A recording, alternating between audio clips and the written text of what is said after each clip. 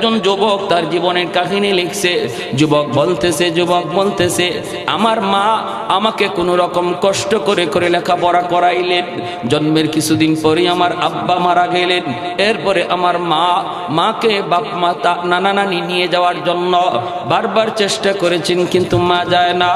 মা কই না গো বাবা, অন্যত্র আমি বিয়ে বসবো না। আল্লাহ আমাকে একটা মানিক দিয়েছে, আমি আমার মানিকের চেহারা দেখে জীবন যৌবন কাটায় দেব, আমি আর কোথাও যাব না। স্বামীর সংসার ছেড়ে, স্বামীর বাড়ি ছেড়ে আমি আর কোনো কোথাও যাব না। ও দুনিয়ার মানুষ, আমার মা আমাকে লইয়া স্বপ্ন দেইখা জীবন যৌবন কাটায় দিল। প্রাইমারি স্কুলে আমি লেখাপড়ায় ভর্তি হলাম। আমি একটু যখন বুঝি তখন দেখি আমার মার একটা চোখ নাই, বিশাল একটা গর্ত, একটা চোখ নাই। দেখলে বড় ভয় লাগে, বিশ্রী লাগে। মা আমাকে স্কুলে দেখতে আসে। আমার সহপাঠীরা কয় তোর আম্মারে স্কুলে আসতে নিষেধ করবি, কারণ চেহারার দিকে তাকাইলে ভয় লাগে, ভয় লাগে।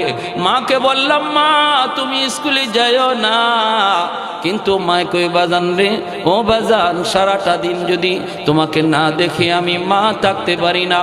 এই দুই জমিনে আমার আর কেউ নাই, আর কেউ নাই, একমাত্র আমার কলিজার টুকরা ধন, আর জমিনে কেউ নাই আপন বলতে রে বাবা। সারাদিনে একবার না দেখলে আমার কলিজা ছানছান করে, এজন্য তোমাকে দেখতে আসি। স্কুল জমানায় মা দেখতে যায়, হাই স্কুলে ছেলে ভর্তি হয়েছে তাও মা দেখতে যায়। ছেলে নিষেধ করে মা নিষেধ মানে না। কলেজে গেল সেখানেও ছেলেকে মা দেখতে যায়। এই ছেলে বলে আমি ঢাকা ইউনিভার্সিটিতে ভর্তি হলাম। আমার মা মানুষের বাড়িতে কাম করে করে, কখনো আমার নানা নানির কাছ থেকে ধার এনে এনে, মামা মামির কাছ থেকে ধার এনে এনে, আত্মীয় স্বজনের কাছ থেকে ভিক্ষা করে করে আমার লেখাপড়া করায়। আমি ইউনিভার্সিটিতে ভর্তি হলাম, আর লেখাপড়ার খরচ মার দেওয়া লাগে না। আমি তো এখন টিউশনি করি, নিজের লেখাপড়ার খরচ নিজেই জুগাইতে পারি। ইউনিভার্সিটির লেখাপড়া শেষ, একটা সুন্দরী মেয়ের সাথে আমার পরিচয় হলো। সুন্দরী মেয়ের সাথে পরিচয় হলো। এই সুন্দরী মেয়ের সাথে পরিচয় হওয়ার পর একটা সম্পর্ক তৈরি হলো। আমার স্যারের মেয়ে, স্যার আমাকে অফার দিল, মেয়েটাকে বিয়ে করো যদি আমি তোমাকে চাকরি দেব। আমি মার কাছে আসলাম, মাকে বললাম মা গো, ও মা আমার স্যারের মেয়ে, বিয়ে যদি করি একটা চাকরি পাবো। মা কই বাবা, ধনী লোকের মেয়ে গরিবের বাড়িতে আনলে সুখ হয় না রে বাবা, ধনীর মেয়ে গরিবের বাড়িতে আনলে সুখ হয় না। শরীয়তের বিধান হলো কুফু মিলায় বিয়ে করো। ধনীর মেয়ে দিতে চাইলেই গরিব তুমি বিয়ে কইরো না রে যুবক। বিয়েটা ছেলে খেলা নয়, এটা একটা জীবন জড়িত, ঠিক কিনা জোরে বলেন? এজন্য শান্তি যদি চাও নিজের সমপর্যায়ে যাও, শান্তি যদি চাও সংসারের সমপর্যায়ে যাও, উঁচুতে যাইবা না। মায় কয় বাবা যাইস না, কিন্তু ছেলে মানল না, কারণ তার তো একটা সম্পর্ক হয়ে গেছে, মহব্বত হয়ে গেছে। বলতেছি মা গো টেনশন তুমি করবা না, আমার সাথে কথা হয়েছে, সব মানায় নিবে, তোমাকে আম্মা কয়া ডাকবে, কোনো অসুবিধা নাই। একটা মাত্র ছেলেও আজকে শিক্ষিত, বিরাট শিক্ষিত। মা ছেলের কথায় পড়ে গেল, ঠিক আছে বাবা নিয়ে আস, অনুমতি নিয়ে বিয়ে করে ফেলল। যেই কথা সেই কাজ। ধনীর মেয়ে গরিবের ঘরে আসলো, কিন্তু মাকে মা হিসাবে মানতে পারে না। আসেনি না নাই জুড়ে কোন আসেনি না নাই? অসংখ্য নজির। বাপ মার কথা না মাইনা যে ছেলে বিয়ে করে, বাপ মার পরামর্শ না নিয়ে যে নিজের সিদ্ধান্তে বিয়ে করে, তার জীবনের শান্তি থাকে না, কপালে অশান্তি আর কষ্ট। সেদিন কিন্তু বাপ মারেও কিছু বলতে পারে না। বাপ মা কয় তুই তো নিজেই পছন্দ করে বিয়ে করেছ, সারা জীবনের জন্য যন্ত্রণা শুরু হয়। এজন্য বলি রে যুবক, বিয়েটা একটা ছেলে খেলা নয়, এটা একটা বিশাল একটা জীবন জড়িত। বাপ মার পরামর্শ ছাড়া আগায়ও না, বাপ মারে না লয়া কোথাও যাইও না। ভাইরা বন্ধুরা, যেই কাজ সেই, যেই কথা সেই কাজ হয়ে গেল। মাকে মা হিসাবে মানতে পারে না, ছেলে অফিস থেকে যখন বাড়িতে ফিরলে পরেই তো দেখা যায় মার বিরুদ্ধে নালিশ দেয়, মার বিরুদ্ধে নালিশ দেয়, মার বিরুদ্ধে নালিশ দেয়। এক পর্যায়ে বউকে নিয়ে আসে, মাকে গ্রামে ফালাইয়া শহরে চলে গেল। মা যেই মা ছেলেকে ফালাইয়া বাপ মার কাছে যায় না, এই ছেলে মাকে ফালাইয়া শহরে চলে গেল। এমন হয়নি না হয় না? বাপ মা সন্তান বলতে পারে না, কিন্তু সন্তান বাপ মা ভুলে যায়। একদিন বুঝে আসবে রে যুবক, আজ বাপ মার সাথে তোমার যে আচরণ হবে, আগামীকাল তোমার সন্তান তোমার সাথে এই আচরণ করবে। এটা আল্লাহর নবীর হাদিস। নবী বলেছেন সমস্ত গুনার শাস্তি আল্লাহ পরকালের ময়দানে দিবে, কিন্তু একটা গুনার শাস্তি আল্লাহ দুনিয়াতে নগদ দেয়। উকুকুল ওয়ালিদাইন ফাইন্নাহু ইউআজ্জালু লিসাহিবিহি ক্বাবলাল মামাত। নবী বলেন সেই গুনাহটা হলো যেই সন্তান বাপ মারে কষ্ট দেয়, বাপ মার অবাধ্য হয়, বাপ মার অবাধ্য হয়, বাপ মার কলিজায় যে আঘাত দেয়, আল্লাহর নবী রহমতের নবী বলেন এই গুনাহটা এমন এক সঙ্গীন কবিরা গুনাহ, এটা আল্লাহ বরদাস্ত করতে পারে না। কারণ আল্লাহ পাক বাপ মার স্থান আল্লাহ তার পরেই রেখেছেন। যত জায়গায় আল্লাহ তার হকের কথা বলেছেন, সেখানেই বাপ মার হকের কথা বলেছেন। পবিত্র কোরআনের সূরাতুল লুকমানের আয়াত আমি তিলাওয়াত করেছি, আনিশকুরলি ওয়ালি ওয়ালিদাইক। আল্লাহ বলে আমি আল্লাহর শুকরিয়া আদায় করো, সাথে সাথে কয়ে বাপ মার শুকরিয়া আদায় করো। পবিত্র কোরআনের সূরা বনী ইসরাঈলে আল্লাহ বলে ওয়াকাদা রাব্বুকা আল্লা তা'বুদু ইল্লা ইয়্যা ওয়া বিল ওয়ালিদাইনি ইহসানা। একমাত্র গোলামি চলবে আমি আল্লাহর। এরপরে আল্লাহ কয় বাপ মার সাথে ভালো আচরণ করো। প্রতিটা জায়গার মধ্যে আল্লাহ পাক তার হুকুমের পর বাপ মার কথাটাকে আল্লাহ এনেছেন রে যুবক। এজন্য যেই ছেলে বাপ মার সাথে বেয়াদবি করে আল্লাহ এটা বরদাস্ত করতে পারে না। এর শাস্তি হাসরের মাঠে পরকালে তো হবেই, কিন্তু দুনিয়াতে আল্লাহর নগদ দিয়া দেয়। মৃত্যুর আগে আগে এই শাস্তিটা আল্লাহ দুনিয়াতে নগদ দেয়। তার কপালেও তার এমন শাস্তি থাকে, তার সন্তানও তারে আরো ডবল কষ্ট দেয়। আওয়াজ দিয়া কোন, আওয়াজ দিয়া কোন, ঠিক কি না? হবেই তো, হবেই তো, এমন হবেই তো, কারণ এটা তো আল্লাহর আদেশ, এটা আল্লাহর সিস্টেম, আল্লাহর সিস্টেম। এজন্য ওই যুবক মাকে গ্রামে ফেলে যখন শহরে চলে যায়, মাস যায়, বছর যায়, যুবক বাড়িতে আসে না, মার খবর নেয় না। দুঃখিনী মা মানুষের কাছ থেকে খবর নেই গো, আমার সন্তানটা কেমন আছে শহরে। মানুষেরা কয় দেখেছি তো ভালো অফিসার র্যাঙ্কে আছে। মা মানুষের কাছ থেকে খবর নেয়, মাকে দেখতে ছেলে ঈদের দিনও বাড়িতে আসে না, বছর বছর চলে যায়। মা অসুস্থ হয়ে গেল, অসুস্থ হয়ে গেল। একটা পর্যায়ে মা আর ধৈর্য ধরতে পারে না, মানুষের কাছ থেকে ঠিকানা নিয়া লাঠিতে বর দিয়া যুবক বলতেছে মা আমার দরজার সামনে চলে এসেছে শহরে। আইসা দরজায় নক করলো, আমি দরজাটা খুললাম। দরজাটা খোলার পরই মাকে বলতেছি মারে তুমি কেন আইছো? তোমার একটা চোখ নাই, দেখলে তোমাকে বড় ভয় লাগে। এজন্যই আমার স্ত্রী আমাকে বারবার শুধু বলতো ভয় লাগে, ভয় লাগে, চোখ নাই, একটা গর্ত। এই কারণে শহরে চলে আসলাম। এখানেও তুমি কেন আসছো গো মা? আমার বউ তো তোমাকে দেখতে ভয় পায়, ভয় পায়। তুমি কি আমার শান্তি চাও না? মা তখন দরজার পাশে দাঁড়াইয়া আসমানের দিকে মুখটা উঠা কয় বাজান আমি থাকতে আসি নাই রে, আমি তোমার কাছে থাকতে আসি নাই, সাহায্য নিতে আসি নাই, মরণের আগে একটা নজর দেখতে আসছি। আমি মরে যাব, থাকবো না রে বাজান, মরজে মউত, আমার শরীর দুর্বল, আমি হয়তো আর বেশি দিন বাঁচব না। যেই ছেলের কারণে আমি আমার সব সারলাম, আমার ওই সন্তানটারে মরণের আগে এক নজর দেখতে এসেছি, থাকবো না, সাহায্য লাগবে না। এই বইলা মা কই বাবা তুমি সুখে থাকো, বউ নিয়ে শান্তিতে থাকো। মা দোয়া দিয়ে চলে যায়। এই যুবক বলতেছে বেশ কিছুদিন পর আমার পাশের গ্রামে একটা অনুষ্ঠান, ওই অনুষ্ঠানে আমাকে চিফ গেস্ট করা হয়েছে। আমি অনুষ্ঠানে যোগ দিলাম আর মনে মনে ভাবলাম পাশের গ্রামটাই তো হলো আমার নিজের গ্রাম, মাকে একটু দেখে যাই। আসছি মাকে দেখার জন্য। বাড়িতে আইসা দরজার পাশে মাকে ডাক দিলাম, কিন্তু দরজা বন্ধ, কেউ দরজা খুলে না, কেউ দরজা খুলে না। মাকে ডাকি, কেউ দরজা খুলে না। হঠাৎ করে একজন মহিলা দরজাটা খুলল। দরজাটা খুলতে আমি কই আমার মা কই? ওই মহিলায় কই বাবা তুমি বুঝি এই বাড়ির সাহেব? বলে হ। মা কোথায়?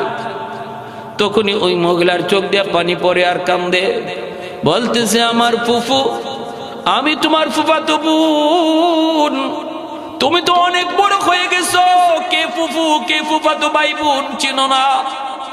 আমার ফুফু আজকে অনেক দিন যাবত বিছানা, চিকিৎসার অভাব, ঔষধ কিনতে পারে নাই। আজ থেকে মাত্র 1 সপ্তাহ আগে চিকিৎসার অভাবে আমার ফুফু দুনিয়া থেকে বিদায় হয়েছে।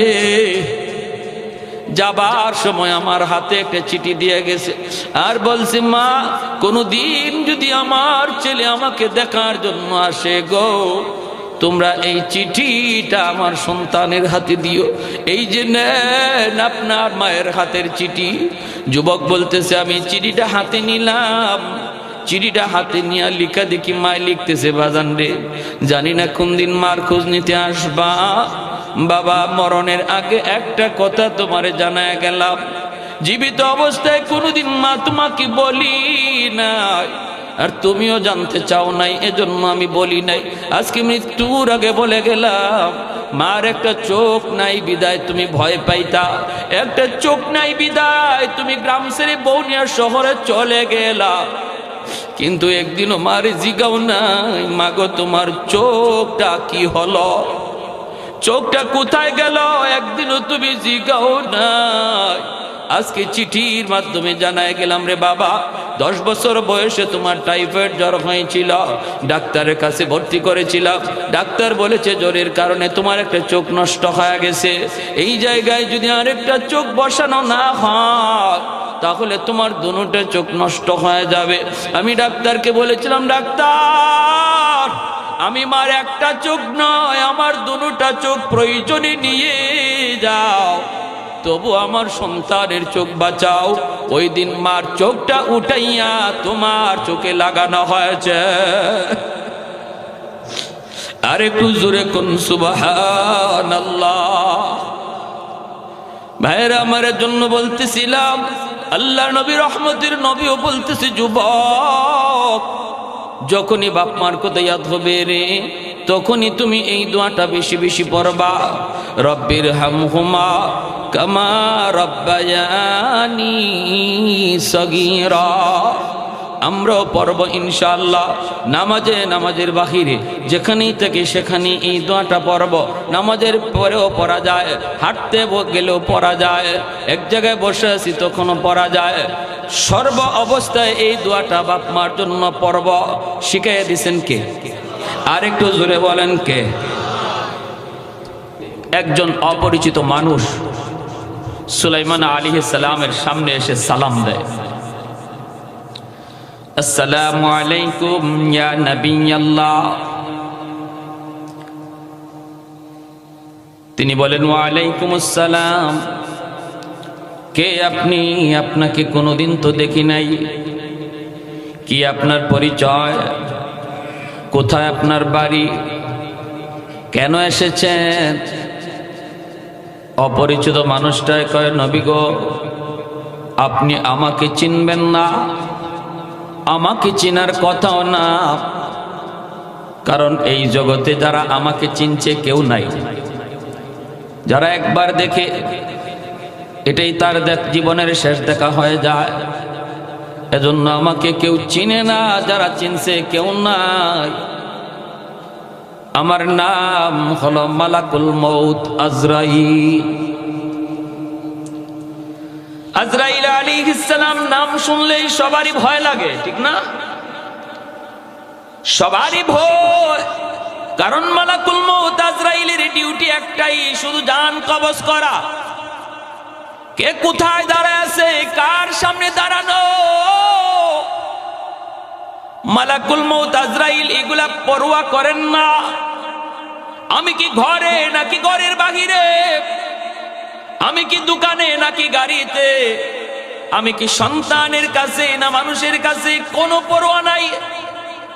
যখন যার টাইম হয় মালাকুল মউত হাজির। সুলাইমান আলাইহিস সালাম তিনি অবাক হয়ে গেলেন, মালাকুল মউত আজরাইল, ও ভাই আজরাইল কেন এসেছো?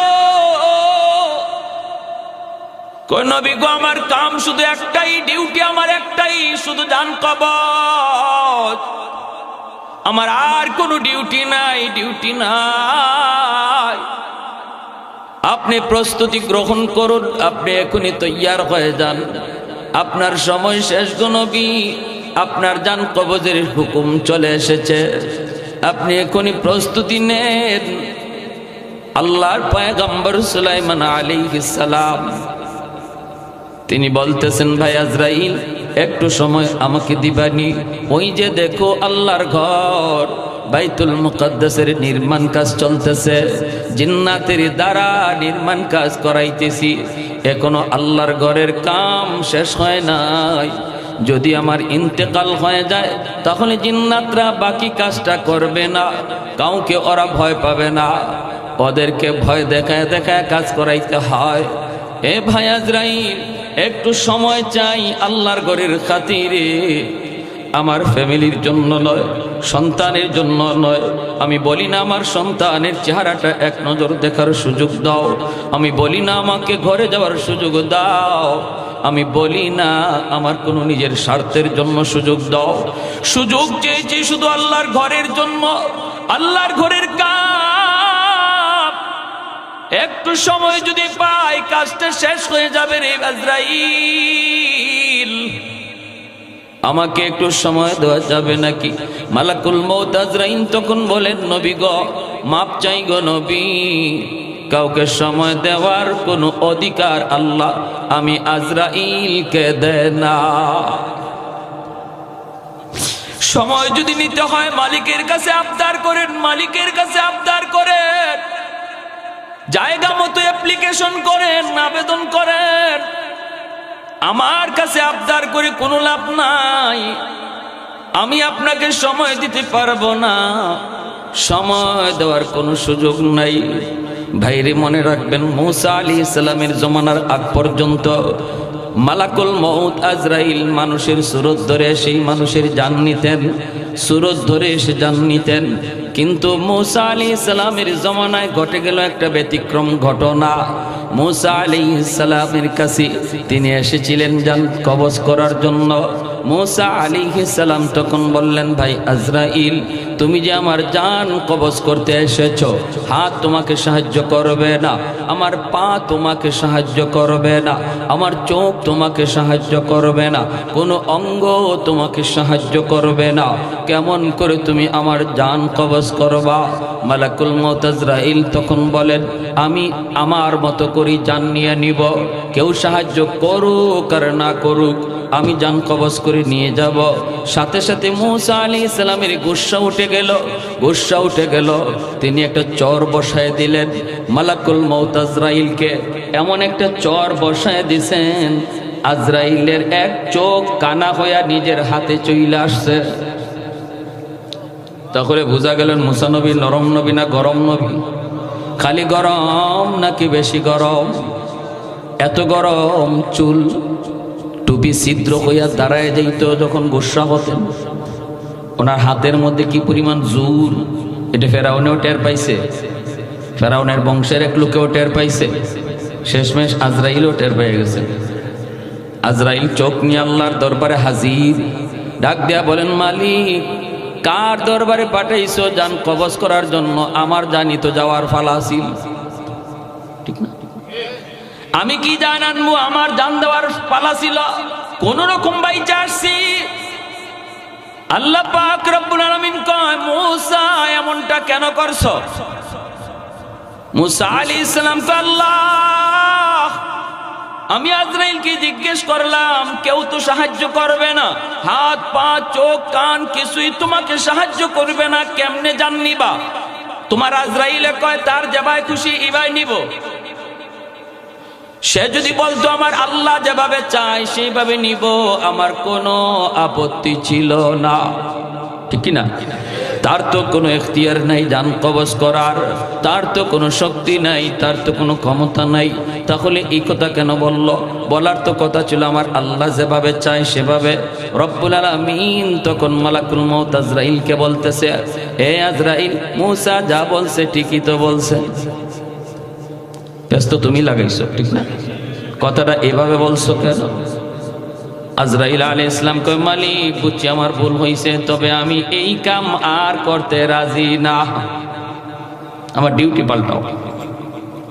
কেন? আজকে চর খাইছি, আগামীকাল কার বাড়িতে যাব জান কবজ করার জন্য, তার বাবারে সব সন্তানে মিলে আমার দল লাগাই ফেলবো। দরজা লাগাই যদি আটকায় তাহলে বড় বিপদ, কাজটা বেশি ভালো না।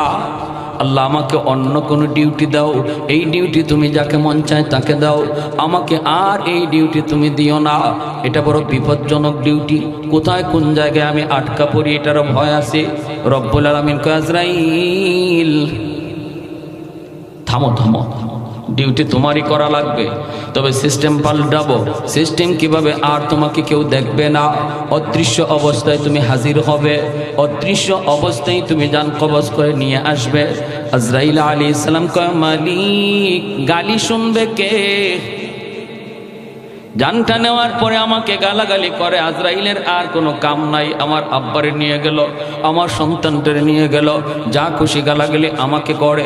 রব্বুল আলামিন তখন কয়, তাহলে এটারও ব্যবস্থা করতেছি, স্বাভাবিকভাবে মৌত হবে না, কোনো না কোনো একটা ওজর দিয়ে আমি জান কবজ করায় নিব।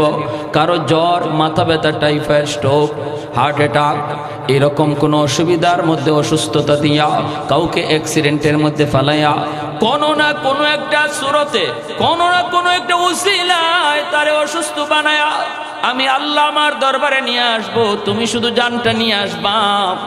কেউ বলবে না আজরাইল নিয়ে গেছে, কইব কেমনে মরছে, কই গাড়ি অ্যাক্সিডেন্টে মারা গেছে, কেমনে মরছে, স্ট্রোক করে মারা গেছে, আর তোমাকে কেউ দোষারোপ করবে না। আজরাইল আলাইহিস সালাম তখন ডিউটি হাতে নিলেন।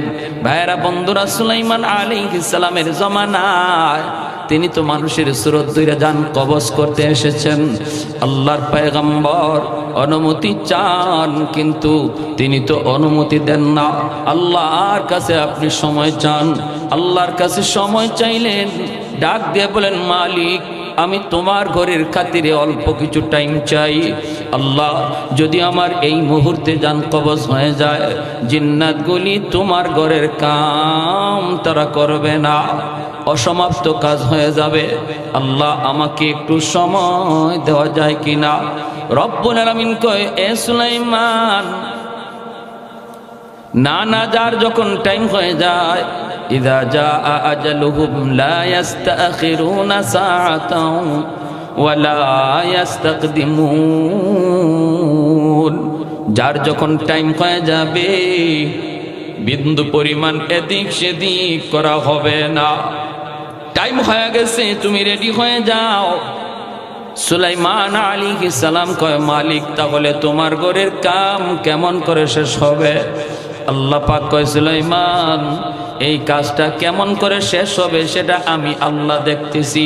তোমার রূহ কবজ হয়ে যাবে, যেইভাবে তুমি দাঁড়ায় আছো এইভাবেই তোমার কবজ হয়ে যাবে।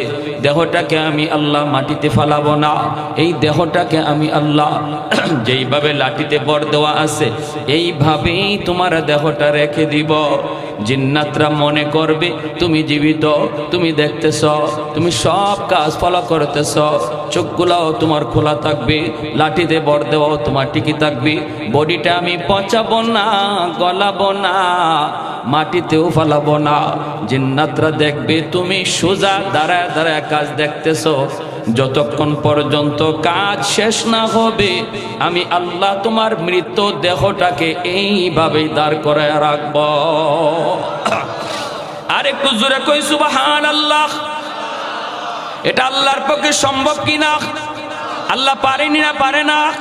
এই ক্ষমতা আল্লাহর আসেনি না না? কাদিরে কুদরত দারি বরকামাল আনতা রাব্বি আনতা হাসবি যুল জালাল আনতা রাব্বি আনতা হাসবি যুল জালাল। আল্লাহ পাক চাইলে সব পারে। মানুষ যা পারে না পারে কে? মানুষ যা দেখে না দেখে কে? মানুষ যা শুনে না শুনেন কে? আমার ভাইয়েরা, বন্ধুরা, যুবক, যেই মাত্র আল্লাহর পয়গম্বর আল্লাহর কাছ থেকে এই পদ্ধতিটা তিনি জেনে গেলেন, সাথে সাথে তিনি বলেন, মালিক আমি রাজি, আমি তো মরণ ডরায়া পিছপা হই নাই। কারণ মুমিনের জন্য মরণ কোনোদিন ভয়ের বস্তু নয়। মরণকে ভয় পায় বেঈমান, মরণকে ভয় পায় কাফির কুফার। মুমিন মরণকে ভয় পায় না।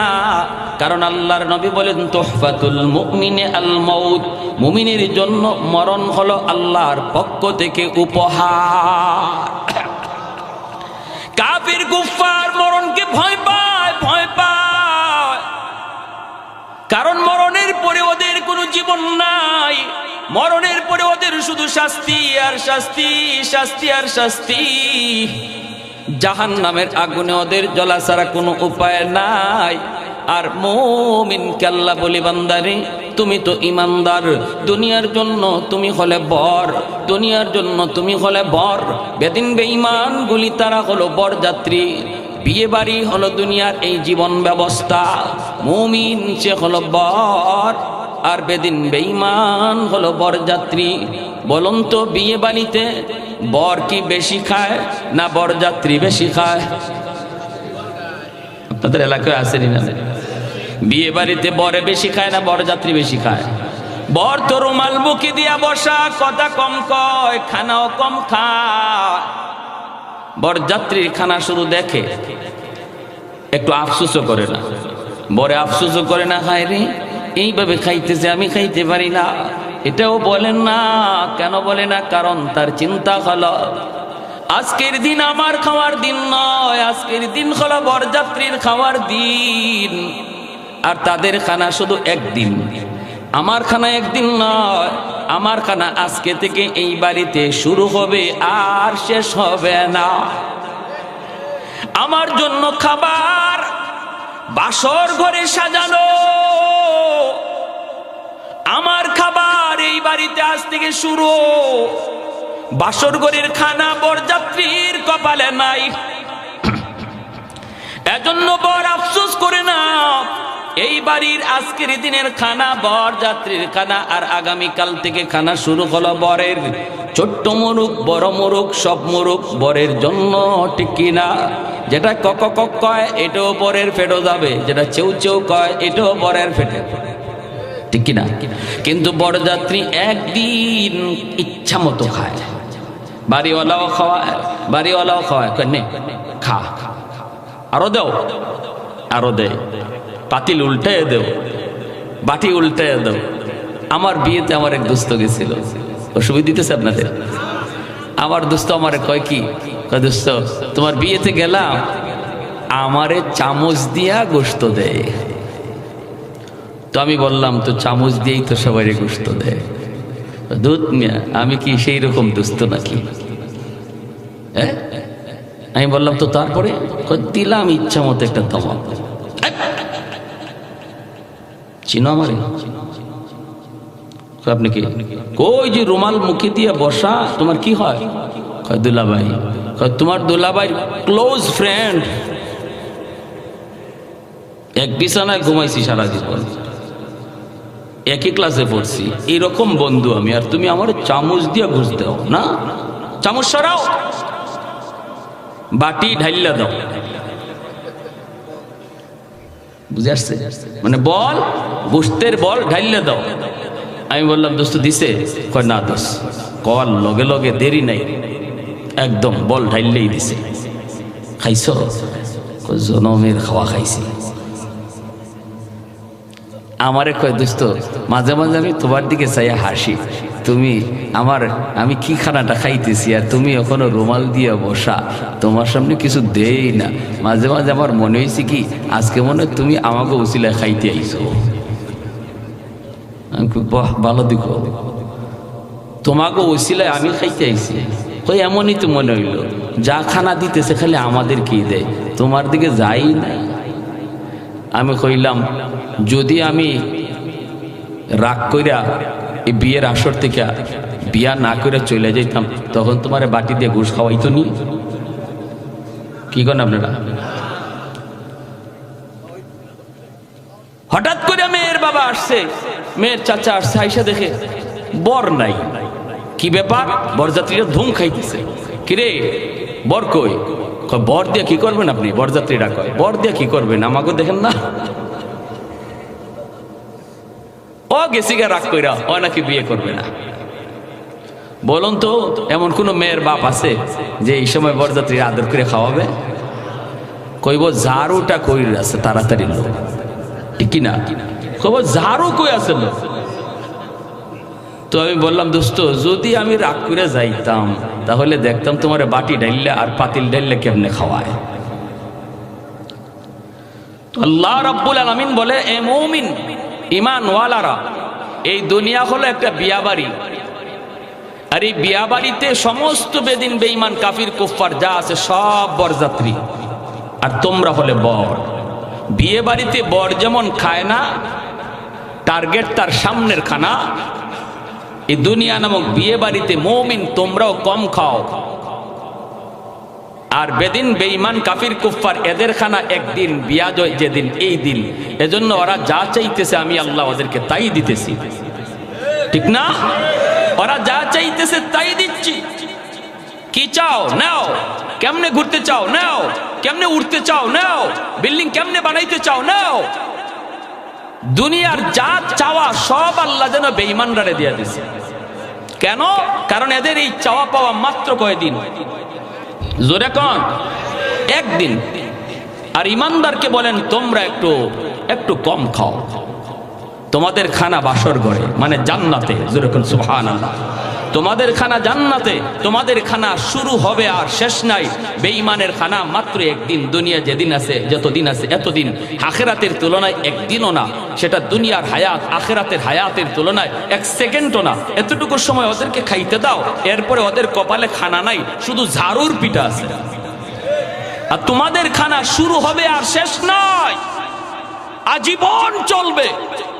তার নাম হলো জান্নাত। জোরে কোন সুবহানাল্লাহ, আরো জোরে কোন সুবহানাল্লাহ। এজন্য আমার ভাইরা বন্ধুরা, আল্লাহ পাক রব্বুল আলামিন মুমিনদেরকে বলতেছেন তোমরা হলে বর, বেদিন বেঈমান গুলো হলো বরযাত্রী। ওরা যা চাইতেছে আমি আল্লাহ ওদেরকে তাই দিচ্ছি। এদের দিকে তাকায় তোমরা লোভ করবা না। তোমাদের আসল খানা হলো জান্নাত, আসল খানা হলো জান্নাত রে। আসল খানা আমি আল্লাহ সাজায় রাখছি জান্নাত। সুলাইমান আলাইহিস সালাম তিনি বারবার বলতেছেন মালিক আমি তো এই দুনিয়াতে থাকতে চাইতেছি নিজের জন্য নয়, নিজের ফ্যামিলির জন্য নয়, নিজের পরিবারের জন্য নয়। আল্লাহ আমি তো চাই তোমার সাথে সাক্ষাৎ, তোমার সাথে সাক্ষাৎ।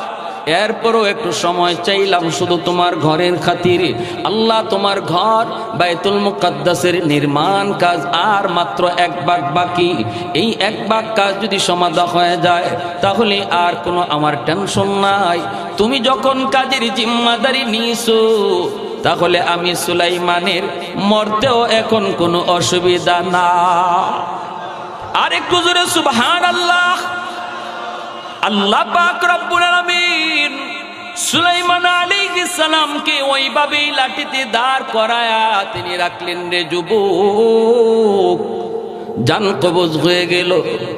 আল্লাহর পয়গম্বর দাঁড়ায় আছেন, চোখটা দিয়ে তিনি তাকায় আছেন, বডিটা এইভাবেই দাঁড়ানো। বলুন তো তিনি জীবিত নাকি মৃত? মৃত। ওই অবস্থায় জিন্নাতগুলি তাকায় দেখতেছেন নবী তাকায় রইছেন, এমন ভাবে তাকায় রইছেন পলক ফিরায় না। জিন্নাতের সরদারে কই কিরি নবী এইভাবে তাকায় রইছে, মনে হয় ডিউটির বড় চাপ পড়ছে। ডাইনে বামে তাকাবি না, দ্রুত কাম কর, সন্ধ্যা হয়ে গেছে, নবী রেস্টে যায় না। জিন্নাতগুলি সরদারকে কয়, সরদার কি ব্যাপার, নবী তো রেস্টেও যায় না, আজকে ঘটনা কি? সরদার কয়, মনে হয় আল্লাহর ওয়ার্ডার, খুব তাড়াতাড়ি কাম শেষ করা লাগবে, রাত দিন কাম করো। জিন্নাতরাও রাত দিন কাম করে, নবীও যায় না, তিনিও তো দাঁড়ায় আছে রে যুবক। এমন ভাবে দাঁড়ায় দাঁড়ায় দেখতেছে, আল্লাহর নবী দেখতেছেন। ওই দিকে দেখা যায় জিন্নাতরাও কাম করে। দীর্ঘ 1 বৎসর চলে গেল, জিন্নাতরা তাদের কাম শেষ করল, আল্লাহর ঘরের কাম শেষ হলো। তাকায়া দেখে নবীর দেহটাও মাটিতে পড়ে গেল। দৌড়ায় জিন্নাতেরা কাছে বডির মধ্যে হাত লাগায় জিন্নাত একজন আরেকজনের দিকে, চেহারার দিকে তাকায় আর বলতেছে, দোস্তু বডির কন্ডিশনে কয় নবী এখন মরে নাই, বহু আগে মারা গেছে। ওই যে দেখো যেই লাঠি দিয়ে তিনি হেলান দেওয়া ছিল, লাঠিটা দেখা যায় গুন পোকায় খেয়ে ফেলছে, অনেক জায়গা গুন পোকা খেয়ে ফেলছে। তাহলে বোঝা গেল ইনি আজকে মারা যায় নাই, কবে মারা গেল তোমরা একটু তালাশ করো রে। সাথে সাথে তারা একটা ভালো লাঠির মধ্যে একটা গুন পোকা লাগায় দিল। এই পোকাটায় লাঠিটা একদিনে যদ্দুর পরিমাণ খায়, এই হিসাব করে জিন্নাতরা বের করেছে নবী আরো 1 বৎসর আগে ইন্তেকাল করেছে। আল্লাহু আকবার। ভাইয়ের জন্য বলতেছিলাম, কার মরণ কখন কেউ জানে না, কেউ জানে না। আমার মরণ কখন কেউ জানে না রে যুবক। যৌবনে কত যুবক কবরে চলে গেল, বাবার আগে কত সন্তান আপনাদের এলাকাতেও হয়তো কবরে গেছে, দাদার আগে কত নাতি চলে গেল। এজন্য আমার আপনার যেই সকল মুর্দেগান কবরে শায়িত, বিশেষ করে যাদের বাপ মা কবরে শায়িত, আল্লাহ পাক রব্বুল আলামিন বলে, আনিশকুরলি ওয়ালি ওয়ালিদাইক, আমি আল্লাহর শুকরিয়া আদায় করো, সাথে সাথে বাপ মার শুকরিয়া আদায় করো, কারণ আমি আল্লাহ হলাম খালিক, আমি হলাম মালিক, এজন্য আমার শুকরিয়া আদায় করো। দুনিয়ায় পাঠানোর মাধ্যম বানাইছি তোমাদের মা, মাধ্যম বানাইছি তোমাদের বাবা, এজন্য বাপ মার শুকরিয়া আদায় করো। যাদের বাপ মা কবরে চলে গেছে, করব কি আমলগুলা, করব কি? বনু তামিম গোত্রের একজন যুবক আমার নবীর সামনে হাজির হলো একটা প্রশ্ন নিয়া। প্রশ্নটা হলো, ইয়া রাসূলুল্লাহ, ওগো নবীজি, আমি যখন ছোট্ট ছিলাম, একমাত্র বাপ মার সন্তান, আমার কোনো ভাই নাই, কোনো বোন নাই, আমি ছোট্ট, বাবা কষ্ট করে করে সংসার চালাইছেন, কোনো রকম বাবা ইনকাম করে করে সংসার চালাইছেন, কষ্ট করে করে চলেছি, কোনোদিন একবেলা খাইছি, কোনোদিন খাই নাই। ঈদের দিনে আমার আব্বা আম্মা আমাকে নতুন কাপড় কিনে দিতে পারে নাই, আমাকে যদি দিছে বাবা নতুন কাপড় কিনতে পারে নাই। বাবা সিরা লঙ্গি পইরা ঈদগাহে গেছে, আমাকে কোন রকম একটা নতুন কাপড় কিনে দিছে। ওগো আল্লাহর নবী, আমি দেখেছি কি কষ্ট আমার মা করেছেন, আব্বা করেছেন। আজ আমার মা, আজ আমার বাবা অন্ধকার কবরে শায়িত। আল্লাহ আমাকে ধন দিয়েছে, দৌলত দিয়েছে, সম্পদ দিয়েছে, আজকে আমার কোনো সম্পদের অভাব নাই, কোটি কোটি টাকার মালিক, চতুর্দিকে আমার ব্যবসা বাণিজ্য। আজ যদি আমার মা, আমার বাবা দুনিয়ায় জীবিত থাকতেন, আমি যেভাবে খুশি সেইভাবে মার খেদমত করতে পারতাম গো, বাবার খেদমত করতে পারতাম। কিন্তু মায়ার নবী গো, এই কথা যখন আমার মনে হয়, আমার কলিজা ফেটে যায়। হায় রে, আমার আব্বা সিরা লঙ্গি পরে ঈদের নামাজে গেছেন, আজ যদি বাবা থাকতেন, বাবাকে 1000 টাকা দিয়ে লুঙ্গি কিনে দিতে পারতাম, আমার মাকে 1000 টাকা দিয়া শাড়ি কিনে দিতে পারতাম। আল্লাহ আমাকে তৌফিক দিয়েছে, কিন্তু সুযোগ দেয় নাই। ওগো নবীজি, সুযোগ দেয় নাই। আমার মা, আমার বাবা তো আজ কবরে শায়িত গো নবী। এই টাকা দিয়ে এখন আমি কার খেদমত করব? কারে আমি কাপড় কিনে দিব? কারে আমি লুঙ্গি কিনে দিব? কারে শাড়ি কিনে দিব? এই টাকা দিয়ে আমি কার খেদমত করব? আমার কষ্ট হয়, রাতে ঘুমাইতে পারি না। আমাদের মধ্যে এমন সন্তান বহু পাওয়া যাবে, এক সময় ছোট্টবেলা খুব গরিব ছিলাম, বাবা মা কষ্ট করেছে, কিন্তু সন্তানকে আল্লাহ আজকে অর্থ দিয়েছে, সম্পদ দিয়েছে, কিন্তু বাপ মার খেদমত করার সুযোগ নাই। আমার ভাইরা, বন্ধুরা, যুবক আল্লাহর নবীর কাছে ডাক দিয়া কয়, ইয়া রাসূলুল্লাহ, ওগো নবীজি, আমি আপনার কাছে জানতে চাই গো নবী, কবরে থাকার পরেও আমার বাপ মার সেবা করা যাবে কিনা? আমার বাপ মার খেদমত করা যাবে কিনা? আমার কবরে শুয়ে থাকা আব্বা আম্মার খেদমত করার সুযোগ আমার আছে কিনা? আল্লাহর নবী যুবককে সান্ত্বনা দিতেছেন।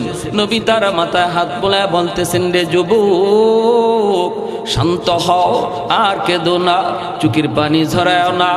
আমি নবী তো জন্মের আগেই বাবা পাই নাই, কিছু বুঝ হওয়ার পর মাও হারাইছি। আমি নবীও মার খেদমত পারি নাই, বাবার খেদমত করতে পারি নাই। রে যুবক, আমি এতিম, তুমি তো বাপ মা পাইছো, আমি তো পাই নাই। এরে যুবক, 5টা আমল যদি তুমি করো, কবরে শুয়া শুয়া তোমার বাপ মা তোমার খেদমত পাইতে থাকবে। আর একটু জোরে বলেন কয়টা আমল? একটু জোরে বলেন কয়টা আমল? এটা আমার নবীর হাদিস। কার হাদিস? আমার নবীর হাদিস। আল্লাহর নবী ওয়াজ করতেছেন একা, শ্রোতাও নবীর সামনে মাত্র একজন। এত দামি একটা ওয়াজ মায়ার নবী করলেন, শ্রোতা মাত্র নবীর সামনে কয়জন? একটু জোরে বলেন কয়জন? এজন্য ভাইরা মনে রাখবা, ওয়াজ নসিহতের ভিতরে কতজন শ্রোতা আসলো সেটা ইখলাসের বিষয় নয়। একজন মানুষও যদি বয়ান থেকে হেদায়েত পেয়ে যায়, আজকের যুবকদের মাহফিল করানো সার্থক। হাজার হাজার লক্ষ লক্ষ মানুষের জমাত, কিন্তু একজন মানুষও হেদায়েত নিয়ে যাইতে পারে না। শুধু রং ঢং দেখা সময় কাটায় গেল, কোনো লাভ নাই, লাভ নাই। অল্প মানুষের ভিতরে যদি একজন মানুষও দিল থেকে কথাগুলো নিয়ে বাড়ির দিকে রওনা দে, আর আমলের নিয়ত করে সে উঠে মাহফিলে বইসে যদি এক ফোঁটা চোখের পানি ফালায়া আল্লাহর কাছে তওবার নিয়ত করে, এই মাহফিলে আমাদের আসাটাও সার্থক, আপনাদের বসাটাও সার্থক, মাহফিল কমিটির মাহফিল করানো সার্থক। ভাইরা আমার, আল্লাহর নবী একা, শ্রোতা নবীর সামনে মাত্র একজন। মায়ার নবী বলে, যুবক, 5টা কাজ তুমি করো। 5 কাজ করলে তোমার আব্বা আম্মার খেদমত কবরে পৌঁছে যাবে। 1 নাম্বার হলো আসসালাতু লাহুমা, বাবা মার জন্য বেশি বেশি করে তুমি দোয়া করো। যেই দোয়াটা আল্লাহ কোরআনের মধ্যে নিজে শিখিয়ে দিয়েছেন। আল্লাহ পাক রব্বুল আলামিন বলে, ওয়া কুর রাব্বিরহামহুমা কামা রাব্বায়ানি সগীরা। রব্বুল আলামিন পবিত্র কোরআনের সূরা বনী ইসরাঈল বলেন, এরে আল্লাহর বান্দা, একটু মনোযোগ দিয়ে শোনো। বাপ মার আলোচনা করতে যে আল্লাহ বলেন, ওয়া কাদা রাব্বুকা আল্লা তা'বুদু ইল্লা ইয়্যাহু ওয়া বিল ওয়ালিদাইনি ইহসানা ইম্মা ইয়াবলুগান্না ইনদাকাল কিবারা আহাদুহুমা আও কিলাহুমা ফালা তাকুল লাহুমা উফ ولا تنهرهما وقل لهما قولا كريما واخفض لهما جناح الذل من الرحمة وقل رب ارحمهما। আমার সাথে সবাই পড়েন, وقل رب ارحمهما كما ربياني صغيرا। রব্বুল আলামিন কয় তোমরা যারা বাপ মার সব ব্যাপারে আমি আল্লাহর কাছে দোয়া করতে চাও, বাপ মার জন্য তোমরা যারা দোয়া করতে চাও আমি আল্লাহর কাছে কেমনে দোয়া করবা আমি শিখায়া দেই, আমি আল্লাহ শিখায়া দেই। বাপ মার ব্যাপারে কেমন করে দোয়া করবা বলুন তো দেখি। আল্লাহ যদি দোয়া নিজে শিখায়া দেয় তাহলে বোঝা গেল এই দোয়া কবুল হবে, 100% গ্যারান্টি আছে, ঠিক না? ফ্যাক্টরির মালিক, আপনি ফ্যাক্টরিতে চাকরি নিতে গেলেন, শয়ে শয়ে যুবক চাকরি নেওয়ার জন্য দরখাস্ত দিবে। মালিক যদি তোমাকে ডাক দিয়ে বলতেছে যুবক বাড়ি কোথায়, বলে কবিরাজপুর, কও কি তুমি? আরে আমার বাড়িও তো এলাকা, আমার ফ্যাক্টরিতে তুমি বুঝি চাকরি নিবা? বলে হ্যাঁ। তাহলে আসো, আমি তোমাকে অ্যাপ্লিকেশন শিখায় দেই, দরখাস্ত শিখায় দেই, আমার কাছে কেমন করে দরখাস্ত লিখতে হয়। মালিক যদি তোমাকে নিজেই দরখাস্ত শিখায় দেয় তাহলে বোঝা গেল আর কারো চাকরি হোক না হোক তোমারটা হবে 100%। আওয়াজ দিয়া বলেন ঠিক কিনা? আর একটু জোরে বলেন ঠিক কিনা? আল্লাহ পাক কয় যুবক যদি তুমি বাপ মার জন্য দোয়া করতে চাও কেমন করে আমি আল্লাহর কাছে দোয়া করবা? তুমি বলো রব্বির হামহুমা কামা রাব্বায়ানি সগীরা। আল্লাহ আমার আব্বা আম্মা শিশুকালে আমাকে যেই রকম আদর করেছেন, যেই রকম মায়া করেছেন, আল্লাহ তুমি আমার আব্বা আম্মারে কবরে ওই রকম আদর কইরো, মায়া কইরো। সুবহানাল্লাহ কইতেন না? দেখেন কি দোয়াটা আল্লাহ শিখাইছে। আল্লাহ কয় বান্দা শিশুকালে তোমার মা তোমার বাবা কি পরিমাণ মায়া তোমারে করছে তুমি জানো না, আমি আল্লাহ জানি। শিশুকালে তোমার মা তোমার বাবা কি পরিমাণ দরদ ভালোবাসা তোমারে দিছে রে বান্দা, তুমি বুঝো নাই, তুমি তখন দেখলো, এখন ইয়াদ নাই। আমি আল্লাহর সব কিছু ইয়াদ আছে। এজন্য আমার কাছে যখন দোয়া চাইবা তখন বলবা আল্লাহ আমার আব্বা আম্মা শিশুকালে আমাকে যেই রকম মায়া করছেন, যেই রকম আদর দিছেন, আজকে কবরে আমার আব্বা আম্মারে তুমি ওই রকম মায়া কইরো। কারণ শিশুকালে কি পরিমাণ আদর, শিশুকালে কি পরিমাণ আদর, কি পরিমাণ মায়া, কি পরিমাণ মহব্বত। একজন মা ভাইরে বিশ্ব মা দিবস পত্রিকার ভিতরে একটা বাস্তব ঘটনা আমি পড়েছি, কুমিল্লা এলাকার একটা বাস্তব ঘটনা। দেখেন বাপ মা কি করে, কি দরদ বাপ মা। একটা ছেলে বাবা রিক্সা চালায়া চালায়া ছেলের লেখাপড়া করাইছে। এই ছেলে ঢাকাতে ভার্সিটিতে ভর্তি হয়েছে। এরকম ভাবে সুন্দরী এক মেয়ের সাথে পরিচয় হওয়ার পর ভালো এক ব্যাংকের ম্যানেজার চাকরি পাইয়া গুলশানে বাসা নিয়ে থাকে। এইদিকে গ্রামের বাড়িতে বাবা কুমিল্লা শহরে রিক্সা চালায়। শহরের রং তামাশার ভিতরে পইরা গ্রামের কথা ভুলে গেছে। কত বড় নিমক হারাম বুঝেন। মা বাবা দুজন অসুস্থ, এরপরও বাবা রিক্সা চালায় শহর। একদিন মা বাবারে পাঠাইছে, যাও গো একটু ছেলেরে দেখে আসো। ছেলে তো আসে না, তুমি অন্তত যায় দেখে আসো। বাস্তব ঘটনাগুলো বলতেছি, কোরআন হাদিসের ঘটনা তো অনেক শুনছি, বাস্তব ঘটনাগুলি শুনরে যুবক। কারণ এখনো যাদের মা দুনিয়া আছে, বাবা দুনিয়া আছে, একটু কদর করো, একটু বুঝো। আল্লাহ পাক রব্বুল আলামিন এই বাপ মার কদর করার ভিতরে আল্লাহ তোমার জিন্দেগির সুখ রাখছে, ঠিক কিনা? আল্লাহ তোমার হায়াতের ভিতরে বরকত, রিজিকের ভিতরে বরকত, তোমার লেখাপড়ার মধ্যে বরকত, সন্তানগুলিকে মানুষের মতো সন্তান আল্লাহ বানাবে যদি বাপ মা তোমার পিছনে দোয়া থাকে। বাপ মা হলো তোমার জীবনের পাওয়ার হাউস। পাওয়ার হাউস থেকে যদি লাইন অকে থাকে তাহলেই তো লাইট জ্বলবে, ফ্যান ঘুরবে। পাওয়ার হাউস থেকে লাইন যদি কাটা থাকে, ফ্যান লাগানো থাকলেও ফ্যান ঘুরবে না, লাইট জ্বালানো থাকলেও লাইট জ্বলবে না। আমার আপনার জীবনের ভিতরে এমন কিছু লাইট জ্বালানো আছে, ফ্যানও লাগানো আছে। এই জীবনের লাইট যদি জ্বালাইতে হয়, বাপ মা হলো তোমার জীবনের পাওয়ার হাউস। ওখান থেকে তুমি লাইন যদি ওকে রাখো, জীবনের বাতি আল্লাহ জ্বালায় দিবে। এখনো পর্যন্ত দুনিয়ার জীবনে এমন কোন মানুষ উঁচু হতে পারে নাই, বড় হতে পারে নাই, যাদের পিছনে বাপ মার দোয়া নাই, এমন কোন লোক আজও পর্যন্ত দুনিয়াতে ফেমাস হতে পারে নাই, বড় হতে পারে নাই রে যুবক। যদি তুমি উপরে উঠতে চাও, পিছনে বাপ মার দোয়া অবশ্যই লাগবে, ঠিক কিনা? ব্যবসায় তুমি সফলতা চাও, চাকুরিতে তুমি প্রমোশন চাও, লেখাপড়ায় তুমি ভালো রেজাল্ট চাও, বাপ মার দোয়া লাগবে, বাপ মার পিছনে দোয়া থাকা লাগবে। ওই যুবক সে তো অফিসার হয়েছে ঠিক, কিন্তু এইদিকে মা, এইদিকে বাবা কষ্ট করে। মায় কই, স্বামী রে স্বামী গো, একটু যাও শহরে যায় একটু সন্তানকে দেখে আসো। এইবার চলে এসেছে, বাবা চলে এসেছে ছেলেকে দেখার জন্য। খবর নিয়ে দেখলো বিশাল বড় ফ্যাক্টরির ম্যানেজার। গেটের সামনে আসতেই গেটম্যান তারা আটকায় দিল। গেটম্যানে কয়, চাচা ভিতরে যাওয়ার কোনো অনুমতি নাই। কার কাছে যেতে চান? বলে অমুকের কাছে। কয়, তিনি তো আমাদের হেড স্যার, স্যারের অনুমতি লাগবে গো, অনুমতি ছাড়া ভিতরে ঢুকতে দেয়া যাবে না। কয়, তাহলে যাও, একটু যাও, যায় অনুমতি নাও, আমার নামটা একটু বলে যাও, নামটা লইয়া যাও। দারোয়ানে কই, চাচার নাম লাগবে না, গেইটের উপরে সিসি ক্যামেরা ঝুলানো আছে, লাগানো আছে, স্যার অফিসে বসে আপনাকে দেখবে, চিনবে।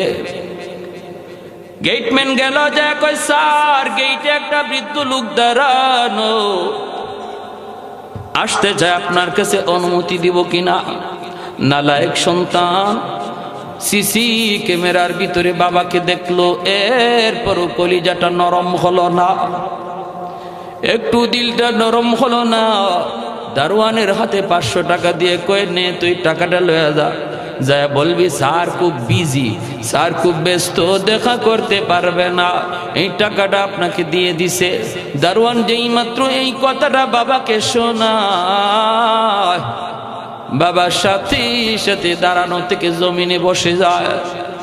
এ বাবা, তোমার স্যার কি সত্যি আমাকে দেখছে?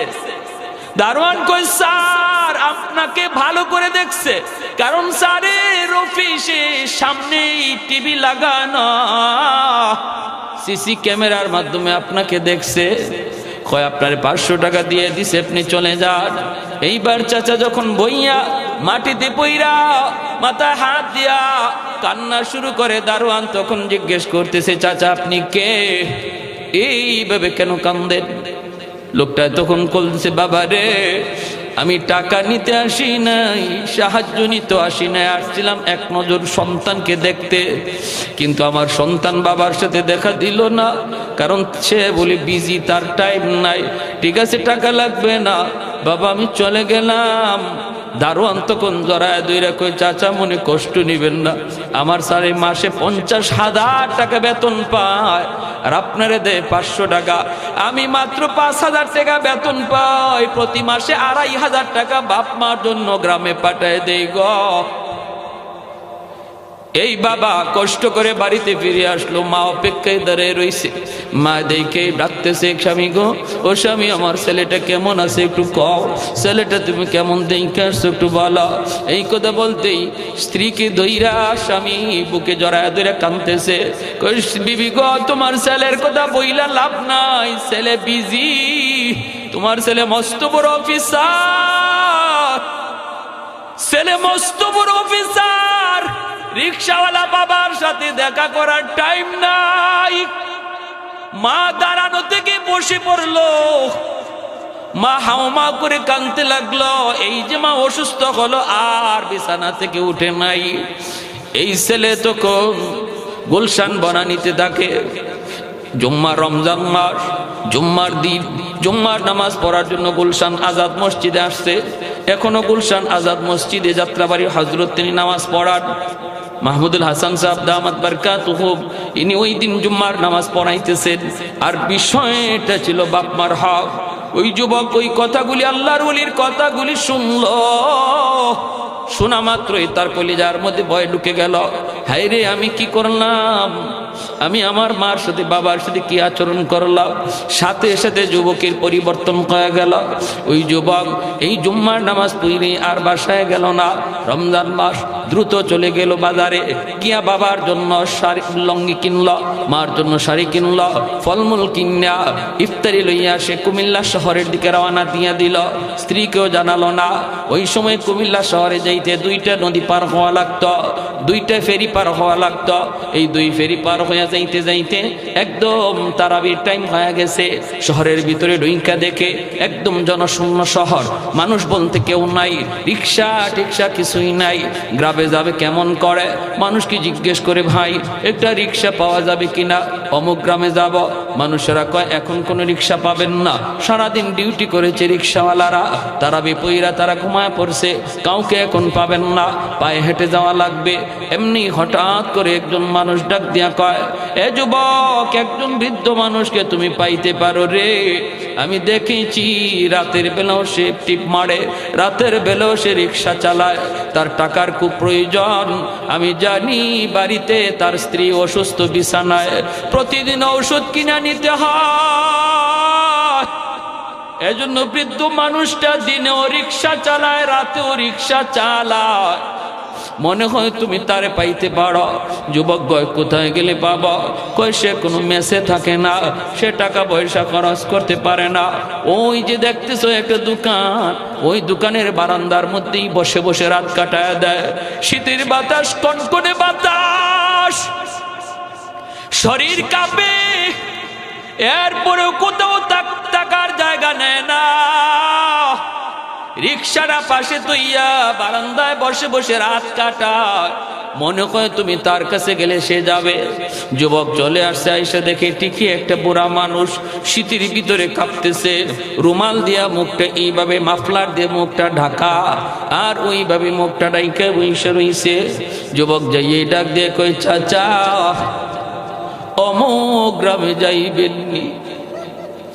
যেই মাত্র এই আওয়াজটা দিছে, বাবা ছেলের কণ্ঠ চিনে ফেলেছে, বাবা ছেলের কণ্ঠ চিনে ফেলেছে। কারণ কোন বাপ মার কাছে সন্তানের কণ্ঠ হাজারো কণ্ঠের ভিতরে, আওয়াজের ভিতরে বাপ মা সন্তানের আওয়াজ বুঝতে পারে।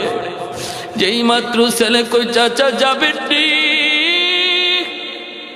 বাবা মাফলারটা খুলে নাই, মুখটা নিচের দিকে দিয়েই কই, বাবা যাব যাব। ছেলে তখন কই, ভাড়া কত দেওয়া লাগবে? বাবা তখন মাথাটা নিচের দিকে দিয়ে কই, বাবা জীবনে কত ভাড়াই তো মানুষের কাছ থেকে নিলাম গো, আজ আমি তোমার কাছ থেকে ভাড়া নিব না। ছেলে বলতেছে, না আমি আপনাকে 500 টাকা ভাড়া দিব, 250 টাকা নয়। বাবা কই, বাবা তুমি উঠো, টাকা দিলে দিও, না দিলে নাই। ছেলেকে রিক্সায় বসাইয়া বাবা রিক্সার উপরে ওইটা ছেলেকে নিয়ে যায়, আর মুখটা ঢাকা, চোখ দিয়ে দর দর করে বাবার পানি পড়ে। ছেলে আমার মস্ত বড় অফিসার, ছেলে আমার মস্ত বড় অফিসার, আমি বাবা রিক্সা চালাই, ছেলে আমার রিক্সায় চলে বেড়ায়। বাবার মনে পড়ে গেছে, বাজান রে, ও বাজান ছোট্টবেলা কত তোমার রিক্সায় নিয়ে বাবা ঘুরছি। ভাইরা আমার, একটু উঁচু জায়গার মধ্যে উঠতে যাবে, বাবা বলতেছে, বাবা তুমি একটু নামো। ছেলে একটু উঁচু আওয়াজে কয়, তাড়াতাড়ি যাও, আমার গ্রামে যাওয়া লাগবে, দেরি করা যাবে না। এমনি বাবা রিক্সা থেকে নামছে, নাইমা বলতেছে, কার খুঁজে যাইবা? আমার আব্বা আম্মার খুঁজে। আমি জীবনে মস্ত বড় ভুল করে ফেলেছি, জানি না আমার মা বাবা দুনিয়ায় জীবিত আসেনি না নাই। এমনি বাবা রুমার মাফলারটা সরায় কয়, বাবা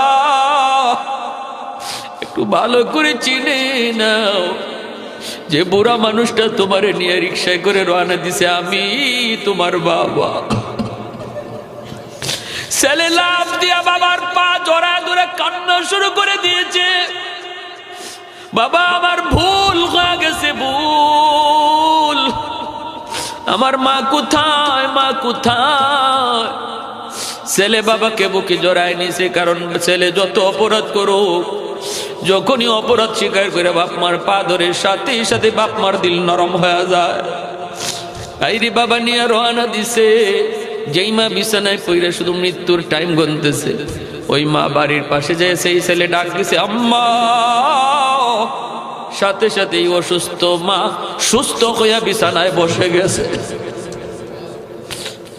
আমার ভাইরা বন্ধুরা, এজন্য বলতেছি যুবক, কার কলিজায় ব্যথা দিচ্ছ, কারে তুমি কষ্ট দিতেছ? লেখাপড়ার বরকত আল্লাহ কেড়ে নিবে, জীবনের হায়াতের বরকত কেড়ে নিবে। অ্যাক্সিডেন্ট তোমার হওয়ার কথা, যদি বাপ মার দোয়া থাকে অ্যাক্সিডেন্ট হবে না রে যুবক। আর যদি বাপ মার দিলে কষ্ট থাকে, যেটা হওয়ার ছিল না এটাও হয়ে যাবে। লেখাপড়ার মধ্যে তোমার ফলাফল ভালো হবে না যদি বাপ মার দোয়া না থাকে, আর তোমার চাকরির মধ্যে প্রমোশন হবে না। এজন্যই মায়ার নবী যুবককে ডাক দিয়ে বলতেছে, রে যুবক, 1 নম্বরে ডিউটি হলো বাপ মার জন্য বেশি বেশি করে দোয়া করো। যখনই তুমি এই দোয়াটা করবা, তখনই তোমার খেদমত আল্লাহ বাপ মার কবরে পৌঁছায় দিবে। 2 নম্বরে আল্লাহর নবী বলেন, ওয়াল ইস্তিগফারু লাহুমা, বাপ মার জন্য বেশি বেশি করে তুমি দান সদকা করো। মসজিদ, মাদ্রাসা, ওয়াজ মাহফিল, বিভিন্ন দিনই কাজে তুমি বাপ মার নামে তুমি দান করো। যখনই বাপ মার নামে তুমি দান করবা, সাথে সাথে তোমার খেদমত কবরে পৌঁছায় দেওয়া হবে। 3 নম্বরে নবী বলেন, ইনফাদ ওয়াহদিহিমা মিন বাদিহিমা, বাপ মার যদি কোথাও কোনো ওয়াদা থাকে, এই ওয়াদাটা তুমি সন্তান পূরণ করো। আল্লাহর নবীর ওয়াজটা শোনাইতেছি, 5টা কাজ ভালো করে ইয়াদ রাখবেন। 1 নম্বরে নবী বলেন বেশি বেশি দোয়া করো।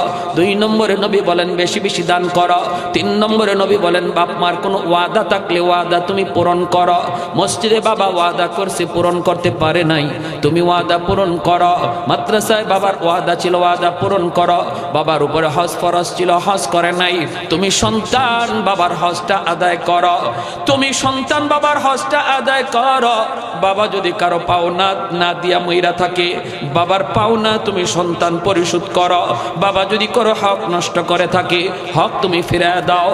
তোমার বাবা যদি তোমার ফুফুদের সম্পদ না দেয়, চাচার সম্পদ না দেয়, তাহলে তুমি চাচাকে ডাকো, ফুফুদেরকে ডাকো। চাচা না থাকলে চাচাতো ভাই, ফুফু না থাকলে ফুফাতো ভাই বোনকে ডাকো। ডাইকা বাবা যেটা দেয় নাই ওদেরকে দেওয়ার কথা ছিল শরীয়তের বিধান, এই তুমি বিধানটা তাদেরকে দিয়া দাও। অনেক ভাই আছে বোনের হক দিতে চায় না, বোনের হক দিতে চায় না, বোনের হক দিতে চায় না।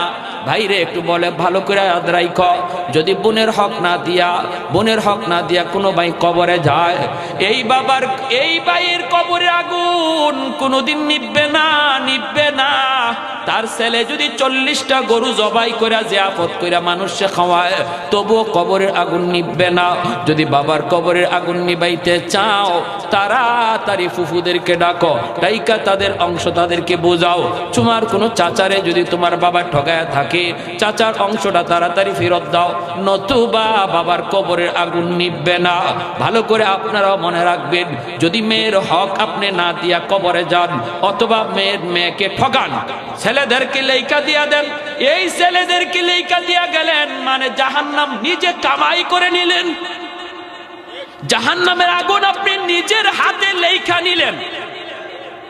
যদি ছেলেদেরকে সম্পদ লেখা দেন, মেয়েকে ঠকান, জাহান্নামের আগুন আপনি নিজে লেখা নিয়ে নিলেন। আল্লাহর বান্দা, যতদিন পর্যন্ত আপনার সন্তান এই হকটা আপনার মেয়েকে না দিবে, আপনার ছেলেরা যদি আপনার মেয়েকে এই হক না দেয়, আপনার কবরের আগুন এমন কোনো মানুষ নাই, এমন কোনো আব্দুল কাদের জিলানী, মঈনুদ্দিন চিশতি নাই, আপনার কবরের আগুন নিবাইতে পারে। অতএব এমন কাম কেউ করবেন না, আল্লাহর দোহাই। কারণ আপনার ছেলেদের এই বুঝটা নাও আসতে পারে, এরা ফেরত নাও দিতে পারে। আর আমি আপনাদেরকে বলবো, যারা সন্তান যদি বাবা এই ভুলটা কইরা থাকে, আল্লাহর দোহাই, গরু জবাই কইরা মানুষে খাওয়ানোর আগে হকটা ফিরায় দাও, আগে মানুষের হকটা ফিরে দাও।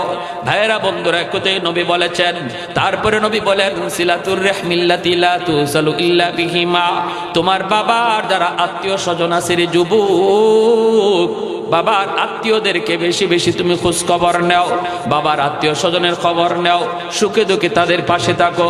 বাবার আত্মীয় হলো চাচা, বাবার আত্মীয় হলো ফুফু, চাচাতো ভাই বোন, ফুফাতো ভাই বোন, ওদের খোঁজ খবর তুমি নাও। যখনই তুমি খোঁজ নিবা, যখনই তুমি চাচার খোঁজ নিবা, যখনই ফুফুর খোঁজ নিবা, চাচাতো ভাই বোনের খোঁজ খবর নিবা, আল্লাহর নবী বলেন সাথে সাথে তোমার বাবার কবরে আল্লাহ তোমার খেদমত পৌঁছায় দিবে। মা দুনিয়ায় আত্মীয় স্বজন আছে, নবী বলেন মার আত্মীয় স্বজনের খবর নেও। যখনই মার রক্তের মানুষের খবর তুমি নিবা, সাথে সাথে তোমার খেদমত মায়ের কবরে কে পৌঁছাবে? আর একটু জোরে বলেন কে? আল্লাহ পৌঁছায় দিবে। মার আত্মীয় হলো নানা, মার আত্মীয় হলো নানি, মার আত্মীয় হলো মামা, মার আত্মীয় হলো মামি, মার আত্মীয় হলো খালা, খালা তো ভাই বোন, ওদের খোঁজ খবর তুমি নিও।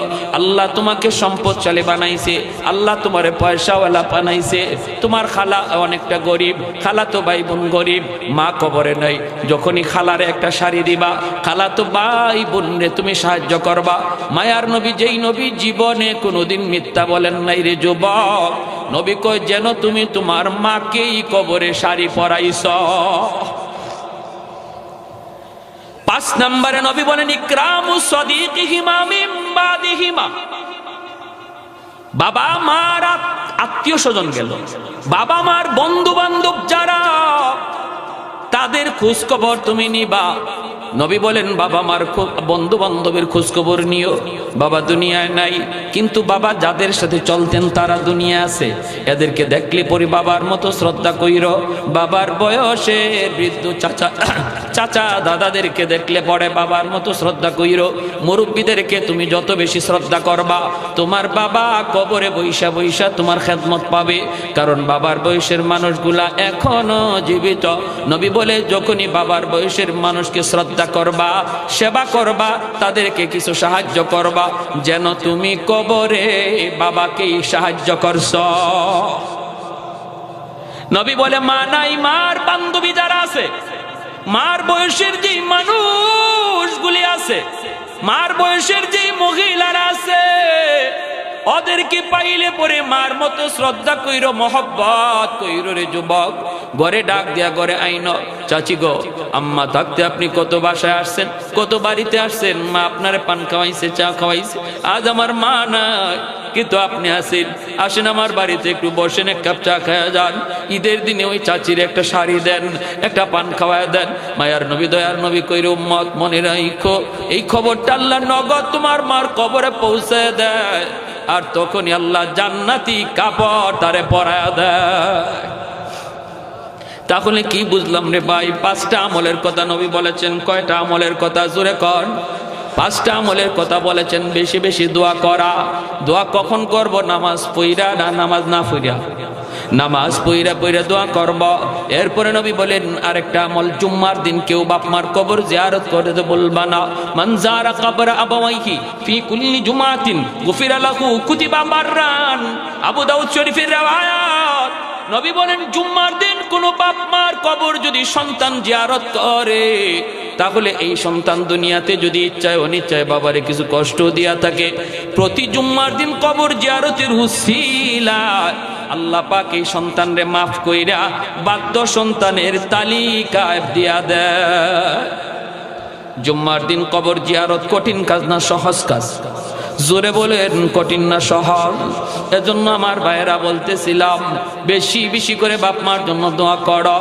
নামাজ পইরা পইরাই দোয়া, রব্বির হামহুমা। ইমাম সাহেব হুজুর দোয়া করবে, রব্বির হামহুমা কামা রব্বায়ানি সগীরা। আপনারা শুধু আমিন বলবেন না, আপনারাও ইমাম সাহেবের সাথে সাথে বলবেন, রব্বির হামহুমা কামা রব্বায়ানি সগীরা। ইমাম সাহেব দোয়া করতেছে, আল্লাহ আমার আব্বা আম্মার উপর রহম করো। আপনিও মুখে মুখে বলবেন, আল্লাহ আমার আব্বা আম্মার উপরে রহম করো। ঠিক না ভাইয়েরা, বন্ধুরা? এইভাবে দোয়া করবেন, এইভাবে দোয়া করবেন। কত যুবক বাবা মার কবরের পাশ দিয়া চইলা যায় গান গায়া গায়া, বন্ধুদের সাথে আড্ডা দিয়া দিয়া কবরের পাশ দিয়া চইলা যায়। একটু দিলের ভিতরে বাপ মার কথা ইয়াদ হয় না। কেন ইয়াদ হবে? কারণ শিশুকালে তার কলিজায় কোরআন ঢুকানো হয় নাই, শিশুকালে তার দিন শিখানো হয় নাই, শিশুকালে তার মাদ্রাসায় পড়ানো হয় নাই। এজন্য মনে রাখবা বাবা, সন্তান আপনার কবরের পাশ দিয়া গান গায়া গায়া যাবে নাকি কোরআন তেলাওয়াত করবে, সিদ্ধান্ত নিবেন এখন। যদি আপনি চান কোরআন তেলাওয়াত করুক, তাহলে শিশুকালেই সন্তানটারে মাদ্রাসায় ভর্তি করো। শিশুকালে তারে দিন শিখাও, শিশুকালে তারে ইসলামী শিক্ষা দাও। ডাক্তার বানাও পড়ে, ইঞ্জিনিয়ার বানাও পড়ে, প্রফেসর বানাও পড়ে, আগে তারে মুসলমানই শিখাও, কারণ সে মুসলমানের সন্তান। আওয়াজ দিয়ে এখন ঠিক কিনা? মুসলমানের সন্তান এটা তার বড় পরিচয়। ডাক্তার তার বড় পরিচয় নয়, ইঞ্জিনিয়ার আমার সন্তানের বড় পরিচয় নয়, সবচেয়ে বড় পরিচয় হলো মুসলমানের সন্তান। এজন্য আগে তারে মুসলমানি শিখাও। 5 বছর মাদ্রাসায় পড়ান, নুরানি মাদ্রাসায় পড়ান, আপনাদের এলাকায় মাদ্রাসা আছে, 5টা বছর বাচ্চারে মাদ্রাসায় পড়ান। কলিজার ভিতরে কোরআনের মহব্বত ঢুকবে, আল্লাহর মহব্বত ঢুকবে, রসুলের মহব্বত ঢুকবে, বাপ মার সেবা করা শিখবে, আমার নবীর আদর্শ জানবে। কলেজে গেলেও বাপ মার সাথে বেয়াদবি করবে না, ভার্সিটিতে গেলেও বেনামাজি হবে না, নাস্তিকদের ভিড়ে গেলেও ইসলামের বিরুদ্ধে কথা বলবে না, বরং নাস্তিকদের থেকে ইসলামের পক্ষে তাকবীর উঠাবে। আওয়াজ দেয়া বলে ঠিক কি না? হাজারো হায়নার সামনে ভারতের মুসলিম নারী মুস্কান সে তো তাকবীরের আওয়াজ উঠাইছে, ঠিক না? যদি আপনি ছেলেটারে এইভাবে কোরআন শেখান শিশুকালে, তাহলে এইরকম ভাবে 31st নাইট ডে পালন করবে না। কি করবে? এটা মুসলমানের কালচার। জোরে বলেন, মুসলমানের কালচার। কলিজার ভিতরে কোরআনের মহব্বত ঢুকায়া দাও। বিজাতীয় কালচার ছেলে গ্রহণ করবে না। মান তাশাব্বাহা, আল্লাহর নবী বলে যে যার সুরত ধরলো ফাহুয়া মিনহুম, সে তার সাথে হাসরের মাঠে উঠবে। আজকে যারা 31st নাইট ডে আপনার সন্তান বলেন, আপনার যুবকরা বলেন অংশ নিয়েছে, ভয় আছে, ভয়। মুসলমান যদি বিজাতীয় কালচারকে গ্রহণ করে, আল্লাহ পাক রব্বুল আলামিন এই দলই তারে হাসরের মাঠে উঠাবে। মদিনা শরীফে একটা ঘটনা ঘটছিল এমন, হজের মৌসুম, লাশ রাখা হয়েছে কবরে, কবর খোদা হয়েছে কোনো কারণে, দেখা যায় কবরের মধ্যে মানুষটার লাশ নাই, পুরুষ মানুষ রাখা হয়েছে, হয়ে গেছে মহিলা। অবাক হয়ে গেছে। থানবী রহমাতুল্লাহি আলাইহি কিতাবের মধ্যে আনছেন, মক্কা শরীফ থেকে এই মানুষগুলা দেখতে গেছে। ফ্রান্সের একটা মানুষ এই লাশটা দেখে, মহিলা দেখে চিনে ফেলেছে। এই মানুষটা কয়, এই মহিলার বাড়ি তো ফ্রান্সে, আমি তার রাইকে আসছি, সে নতুন মুসলমান হয়েছে, মাত্র নতুন মুসলমান হয়েছে, আমি তারে কোরআন পড়া শিখাইছি, সে তো আমার ছাত্রী, কবে মরলো আর তার লাশ এখনো আসলে কেমন করে? এলাকার মানুষেরা কয়, আমরা তো এখানে একজন পুরুষ মানুষ রাখছি, লাশ গেল কোথায়? চলে গেল সে ফ্রান্সে, চলে গেল ওই মহিলার ঠিকানায়। যাই জিজ্ঞেস করি, এলাকার মানুষেরা কয়, তার বাপ মা কয় মেয়েটা কয়েকদিন আগে মারা গেছে, কবর খুঁজো। কবর খুঁজা দেখে মেয়ের লাশ ফ্রান্সে নাই, মেয়ের লাশটা চলে আসছে মদিনায়। আর মদিনায় যে পুরুষের লাশ রাখা হয়েছে, এই লাশটা চলে গেছে ফ্রান্সে। অবাক কাণ্ড, অবাক কাণ্ড। ঘটনা কি? ঘটনা কি? এই মহিলা আফসোস করতো, কোরআন পড়তো আর আফসোস করতো, আল্লাহ আমার চিরনিদ্রায় শয়ন যদি মদিনায় হইতো, আমার নবী যেখানে শুয়ে আছেন এখানে যদি আমি শুয়ে থাকতাম গ। এই ছিল তার বারবার দোয়া, আল্লাহ দোয়া কবুল করেছে। আর ওই পুরুষ মানুষটা মদিনার মানুষ, তার ব্যাপারে স্ত্রীকে জিজ্ঞেস করা হয়েছে, আপনার স্বামীর কি এমন কি বদামল? বলতেছে কোনো বদামল মনে পড়ে না, সে তো নামাজি ছিল, কিন্তু একটা আমল মনে পড়ে, এই যে পুরুষ মানুষ স্বামী স্ত্রী মিলন করার পর যে গোসল করা হয়, এটাকে সে অপছন্দ করত। সে বলতো খ্রিস্টানদের সিস্টেমটা ভালো, খ্রিস্টানদের সিস্টেমটা ভালো, এই গোসল টোসল লাগে না, এই ঝামেলা লাগে না, ইসলাম ধর্মের এই নিয়মটা এটা আমার কাছে ভালো লাগে না, খ্রিস্টানদের সিস্টেমটা ভালো লাগে। এই কথাটা শুধু বলছে। আর এই কথার উপরে আল্লাহ নারাজ হইয়া তার কবর, তার লাশটারে আল্লাহ খ্রিস্টানদের দেশে পাঠিয়ে দিছে, খ্রিস্টানদের দেশে পাঠিয়ে দিছে। কি জবাব দিব যুবক? আজকে কি জবাব দিব আমরা আমাদের সন্তানের ব্যাপারে আল্লাহর কাছে? কি জবাব দেব? একটা খ্রিস্টানদের কৃষ্টি কালচার এমন ভাবে কালকে উদযাপন হয়েছে ঢাকা শহরে, কান রাখার মতো ছিল না। বাচ্চাগুলি লাফায় লাফায় উঠছে, ঘুমন্ত বাচ্চা। মুসলমানের এই দুর্দিন, মুসলমানদের কপালে এত দুর্গতি আসার কারণ একটাই, আমরা আজকে আমাদের আদর্শ ভুলে গেছি, খ্রিস্টানদের আদর্শ আমদানি করেছি। আজকে আমি আমার নিজের পরিচয় ভুলে গেছি। বাঘ, সে নিজেরে ভাবতেছে সে ছাগল, বাঘের বাচ্চা নিজেরে ভাবতেছে ছাগলের বাচ্চা, এজন্য ছাগলেও তারে গুতা দেয়। যদি একবার বুঝতো যে আমি বাঘের বাচ্চা, ছাগলের বাচ্চা, গুতা দেওয়ার সুযোগ নাই, একটা হুঙ্কার দিলেই ভয়ে পালাইতো। আওয়াজ দিয়ে এখন ঠিক কিনা? এজন্য আল্লাহর দোহাই, যদি মুসলমানের সন্তান নিজের সন্তানরে বানাইতে চান, আপনাদের অনুরোধ করে বলবো, শিশুকালে বাচ্চারে মাদ্রাসায় পড়ান। আগে মুসলমানই শিখান, আগে মুসলমানই শিখান। মাদ্রাসার 5 বছর নুরানি বিভাগে স্কুলের অঙ্ক ইংরেজির সিলেবাস ঢুকানো আছে। স্কুলে ক্লাস 5 পর্যন্ত যে সিলেবাস, এই সিলেবাস মাদ্রাসায় এখন ঢুকানো হয়েছে, উলামায়ে কেরাম ঢুকাইছে। শুধু আপনাদের কথা চিন্তা করে যেন গোটা মুসলিম উম্মার সন্তানের লেখাপড়ার শুরু মাদ্রাসা দেওয়া হয়, যেন আল্লাহর কোরআনের শিক্ষা দেওয়া হয়, ইসলামী শিক্ষার দ্বারা যেন তার জীবনে লেখাপড়া শুরু হয়। এজন্যই, কারণ 5 পর্যন্ত মাদ্রাসায় পড়ার পর যদি আপনি চান যে ছেলেকে মাদ্রাসায় পড়াবেন না, ডাক্তার বানাবেন, ইঞ্জিনিয়ার বানাবেন, আপত্তি নাই, আমরা নিষেধ করি না। এদেশে ডাক্তারের প্রয়োজন, ইঞ্জিনিয়ারের প্রয়োজন, প্রফেসরের প্রয়োজন, বানান, অসুবিধা নাই। কিন্তু 5 বছর মাদ্রাসায় পড়ানোর দ্বারা তারে মুসলমানের বাচ্চা বানানো হয়, সে মুসলমানই শিখে। এই ছেলে বাপ মার সাথে জিন্দিগিতে বেয়াদবি করবে না, কারণ শিশুকালে বাচ্চাদের দিল দেমাগে যা শিখানো হয় এটা পাথরে খুদাই করে লিখে দেওয়া হয়। এটা কাদা মাটির মতো, যা লিখতে মন চায় লিখা যায়, মাটি যখন শক্ত হয়ে যায় তখন আর লিখতে মন চাইলেও লিখা যায় না। শিশুদের দিল দেমাগ কাদা মাটির মতো, শিশুকালে যা শিখানো হবে, দেখানো হবে, চোখ নামক ভিডিও রেকর্ডারে জমা থাকবে, কান নামক অডিও রেকর্ডারে জমা থাকবে। এই ছেলে যেখানে যাবে সেখানে এই বাজাবে যা শিশুকালে সে রেকর্ড করেছে। পারবো না ইনশাআল্লাহ? কাদের কাদের এই নিয়ত আছে আমার সন্তানকে মাদ্রাসা দিয়ে তার লেখাপড়া শুরু করাবো ইনশাআল্লাহ? আল্লাহ আমাদের প্রত্যেকের হাতকে তুমি কবুল করো, জোরে বলি আমিন। আর যে যুবকরা এত সুন্দর আয়োজন করলো, আপনারা নারাজ না খুশি? কারা কারা খুশি হাত উঠে একটু দেখান তো। মারহাবা। আল্লাহ তুমি প্রতিটা হাতকে কবুল করো। প্রতি বছর হবে, আমরা সবাই চাই তো ইনশাআল্লাহ। এই যুবকরা চলে যাবে, আবার এক যুবক, নতুন যুবক চলে আসবে, জায়গা দখল করে নেবে। আজীবন যেন এই কোরআনের মাহফিল চালু থাকে। আল্লাহ কবুল করেন, সবাই বলি আমিন। আরো জোরে বলি আমিন।